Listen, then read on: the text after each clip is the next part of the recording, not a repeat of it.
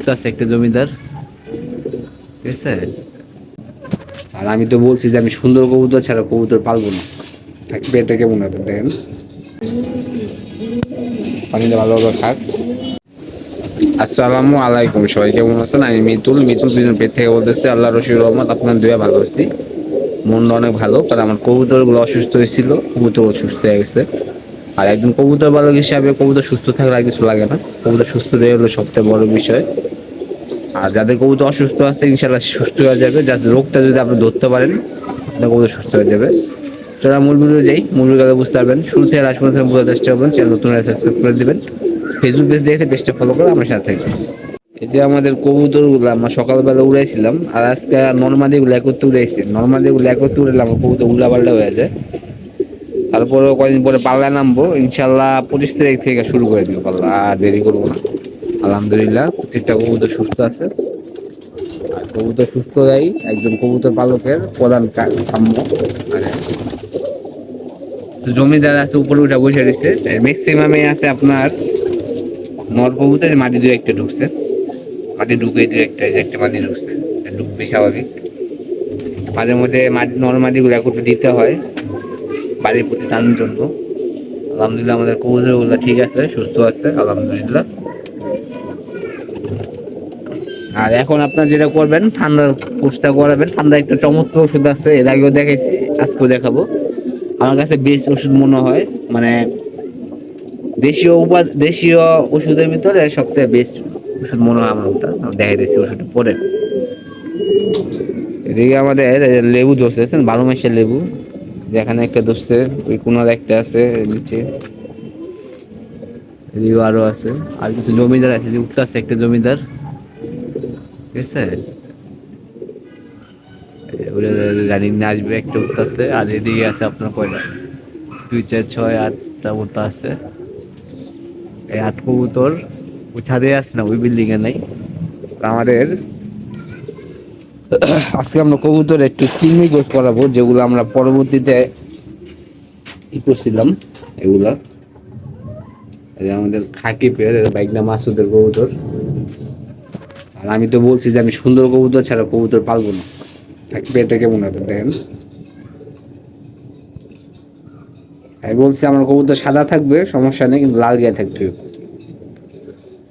আর এদিকে একটা বাবু কবুতর দেখতে পাচ্ছেন, ওই একটু অসুস্থ হয়ে গেছে, এখন এখানে রাখতেছি, খাবার দাবার খাওয়া ঠিক করতেছি।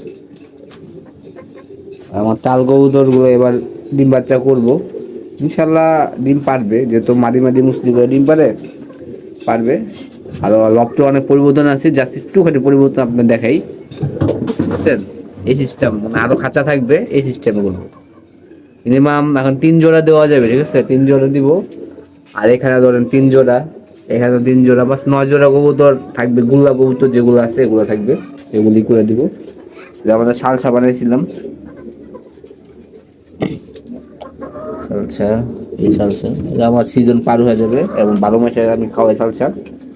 আমার ভিডিওগুলো দেখেন যাবেন। আর এই যে মুরগি, মুরগি আরো 3 4টা কিনবো, এই কারণে ওদের সেপারেট করে দিছি। এখন মুরগিগুলো এখন আর ছাড়ি না, এভাবে আটকানো থাকে। এদিকে নর কবুতর এখন আমার খাবারের টাইম, খাবার দিব। যে আমি ভিডিওটা শেষ করার পর দিয়ে আমি খাবার দিব, খাবার না দিলে হবে না। এখানে মাদি কবুতর গুলো আছে সব, মাদি কবুতর গুলা যে আমি দেখলাম কবুতর গুলো একটু কম খাইতে আসছে, তো আমি একটা ওষুধ আনছি। ওষুধটা আমি আরো 2 দিন খাওয়াবো, খাওয়ানোর পরে দিয়ে আপনাদের দেখাবো যে কোন ওষুধটা খাওয়াইতেছি। যদি আপনার কবুতর এরকম থাকে যে কৃমির কোষ করানোর পর দিয়ে কবুতর গুলো একটু কম খাবার খাইতেছে, তখন ওই ওষুধটা খাওয়াইলে ইনশাল্লাহ কবুতর আগের থেকে বেশি খাবে। এই কবুতর কেমন লাগে বাঘা কবুতরটা, ইনশাল্লাহ এবার জোড়া যাবে এটা, 8 পিস করে জোড়া দিব। আর এবার যে কবুতর গুলো জোড়া দিব সব সুন্দর কবুতর, সুন্দর কবুতর ছাড়া কোনো কবুতর জোড়া যাবে না। এবং যে কবুতর গুলা বাপ মা রেজাল্ট করছে, বংশগত রেজাল্ট আছে এবং নিজেরও রেজাল্ট আছে, এই কবুতর গুলোই আমরা এবার জোড়া দিব। এই কারণে দেরি হইতেছে, প্রায় 6 7 মাস হয়ে গেল আমি কবুতর গুলো জোড়া দিতে পারতেছি। তো 6 7 মাস পর দিয়ে আমি কবুতর গুলো জোড়া দিব ইনশাল্লাহ, সর্বোচ্চ 2 পেয়ার করবো। আর যদি খুব প্রয়োজন হয় তাহলে আরেক পেয়ার করবো, এছাড়া করবো না কবুতর। কবুতর। এই যে পানি বানিয়েছি কবুতরের, সেই পানিগুলো দিতেছি। আর যে ওষুধের কথা বলতেছি ওষুধটা আমি এর আগেও দেখাইছি, তারপর আমি দেখাই দিই আবার। আমার দেখা বেশ ওষুধ এটা, এটা তিনটা ওষুধের কাজ করে, জ্বর, ব্যথা আর আপনার ঠান্ডা। খুবই ভালো, খুবই ভালো, খুবই ভালো। খাওয়াইলে আপনারা বুঝতে পারবেন ইনশাল্লাহ আপনার কবুতর ঠান্ডা থাকে 2 দিনের ভিতরে ইনশাল্লাহ ঠিক হয়ে যাবে। 1 লিটার পানিতে 2 ml প্যাকেট তুলে দিয়ে এটা, ঠিক আছে। এখানে জ্বর লেখা আছে, যে এখানে লেখা আছে জ্বর, ঠান্ডা, ব্যথা। বিশেষ করে মুরগি যে ঠান্ডাগুলো লাগে দিলে ইনশাল্লাহ ঠিক হয়ে যায়। রাখলাম, আর অলরেডি খাবার দেওয়া শেষ, এখানে দিয়ে দিছি। দেখেন সন্ধ্যা হয়ে গেছে গা, কবুতর যে উঠতে আসছে, তাম্বির বের কবুতর, আর আমার কিছু বদমাইশ আছে সম্ভবত নাইমা পড়ছে।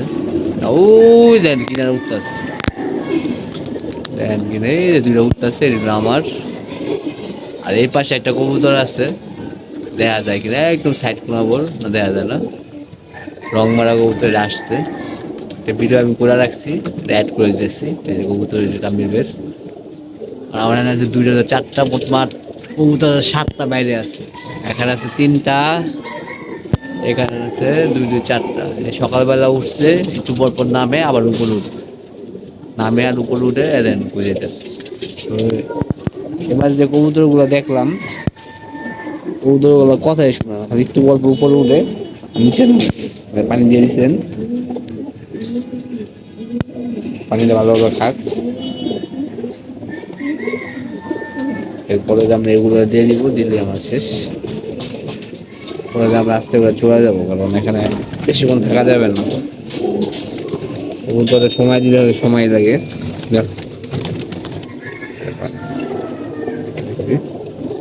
ওদের সবাই পানি খাই দিচ্ছে, এখন সব মাদি কবুতর গুলো ইনশাল্লাহ আর 2 দিন একটা কোর্স করাবো। কোর্স করানোর পর দিয়ে আমি কবুতর গুলো ভ্যাকসিন করে দিব 5 থেকে 7 দিন পর। পরে আমি আস্তে করে আল্লাহর নাম নিয়ে কবুতর গুলো দিয়ে দিব। এই ছিল আমাদের ভিডিওটা, যতদূর সম্ভব আমার ক্ষুদ্র জ্ঞান থেকে দেখানোর চেষ্টা করছি। ভালো থাকবেন, সুস্থ থাকবেন, কবুতরের প্রতি যত্ন নেবেন। ইনশাআল্লাহ আমার নেক্সট ভিডিও দেখা হবে। আল্লাহ হাফেজ, ভালো থাকবেন।